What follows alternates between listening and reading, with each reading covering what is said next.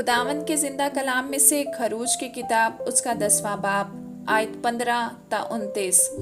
क्योंकि उन्होंने तमाम रोए ज़मीन को ढांक लिया, ऐसा कि मुल्क में अंधेरा हो गया, और उन्होंने उस मुल्क की एक एक सब्जी को और दरख्तों के मेवों को जो ओलों से बच गए थे चट कर लिया, और मुल्क मिस्र में ना तो किसी दरख्त की ना खेत की किसी सब्जी की हरियाली बाकी रही।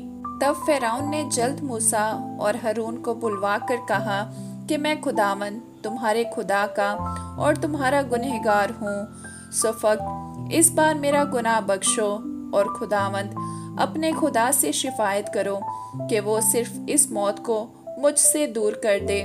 सो उसने फ़िरौन के पास से निकलकर खुदावंद से शिफायत की, और खुदावंद ने पिछवा आंधी भेजी जो टिड्डियों को उड़ा कर ले गई और उनको बहरे कुलज़म में डाल दिया, और मिस्र की हदूद में एक भी टिड्डी बाकी ना रही। पर खुदावंद ने फ़िरौन के दिल को सख्त कर दिया और उसने बनी इस्राएल को जाने ना दिया। फिर खुदावंद ने मूसा से कहा कि अपना हाथ आसमान की तरफ बढ़ा ताकि मुल्क मिस्र में तारीकी छा जाए, ऐसी तारीकी जिसे टटोल सके। और मूसा ने अपना हाथ आसमान की तरफ बढ़ाया, और 3 दिन तक सारे मुल्क मिस्र में गहरी तारीकी रही। 3 दिन तक ना तो किसी ने किसी को देखा और ना कोई अपनी जगह से हिला, पर सब बनी इस्राएल के मकानों में उजाला रहा। तब फ़िरौन ने मूसा को बुलवा कर कहा कि तुम जाओ और खुदावंद की इबादत करो, फक्त अपनी भेड़ बकरियों और गाय बैलों को यहीं छोड़ जाओ, और जो तुम्हारे बाल बच्चे हैं उनको भी साथ लेते जाओ।